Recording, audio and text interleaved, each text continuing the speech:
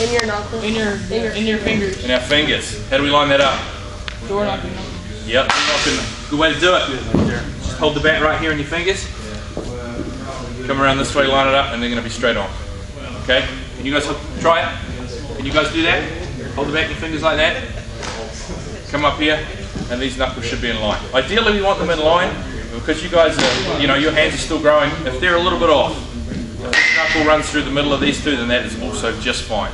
We don't want to get to the point where we've got these big knuckles lined up. That's going to inhibit our swing. Okay? So, where possible, those fingers lined up, and that's a good way to do it right there. Just in the fingers, up, ready to go. Alright, what else do we learn with our hands in our setup? Don't cast. Don't cast our hands, very good. So, what we're doing with our swing is we don't want to go out and around, okay? That's a big problem a lot of young kids have. So they go out and around. How do we keep it so we want to get it going inside so we don't cast out? Keep your hands in. Keep our hands in. How do we do that? What do we want to throw first to the ball? Knob of the bat, okay? So when we get loaded ready to hit, our first move is with the knob, okay? If we throw our knob here, then this bat is going to stay in the hitting zone longer. If we come out and around, our bat doesn't really get into the hitting zone until here. If we stay inside, it's in it here and stays all the way through, okay? So a good way to do that also is with our right elbow, is we want to bring that down and in. If that comes down and in, it's going to keep us close and inside, and it's going to keep us inside the ball, okay? So knob of the bat first goes to the ball. First thing to the ball, then our bat's going to come and follow through. And you guys, how you doing? Yeah, come on in so you can see. What about our follow through? What do we want to do after the point of contact? We talked about this last week, didn't we? Extension. We want to extend through after the point of contact, okay? When we hit this ball here, we don't want to cut it off straight away. We want to hit the ball and stay through it. So we want to still be extending through the ball out to here, and then our wrists roll out here. Our wrists do not roll here at the point of contact.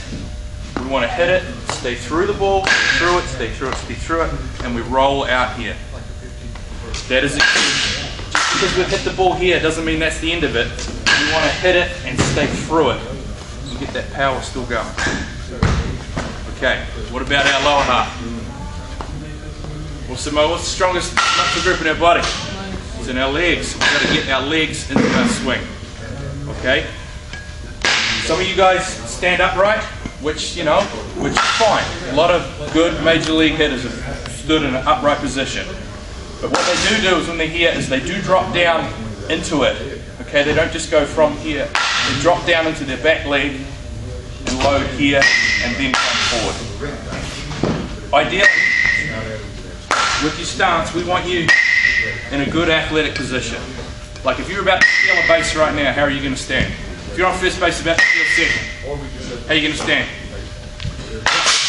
That, you are now right here in your strong athletic position ready to run, which should be very similar to the one you used to hit. Okay? Are you going to steal from first to second like this? No. So, what about if you jump up in the air and land? What's the strongest position going to be? Yeah. So, I mean, a lot of people, the stance are wide, some are just where we like it, and some are narrow, which is fine. But the thing we find is, the more narrow your stance, the further you have to travel to get that foot down to hit, okay? And a lot of, when we start facing guys that throw a little bit harder, we want that stride to be as short as possible so we can get that foot down and see the ball for as long as possible. That is very important. So if we're a little bit wider, then our stride to the ball does not have to be as far as if we're up here, okay? My favorite hitter, Albert Pujols, you guys watch him hit? How's his stance? Very wide. Very wide. He uses his legs. He's got big, strong lower half. And that generates a lot of power. What about Troy Tulowitzki? You guys know him? Shortstop for the Colorado Rockies. He stands in a very narrow position. Yeah. You know, it can be done.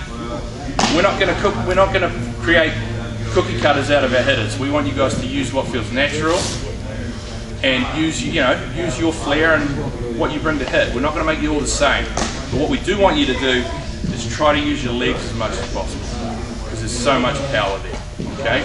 So whatever feels natural, but make sure you guys get down into your legs so you can feel your legs and you drive from your legs. Okay? That's pretty much it.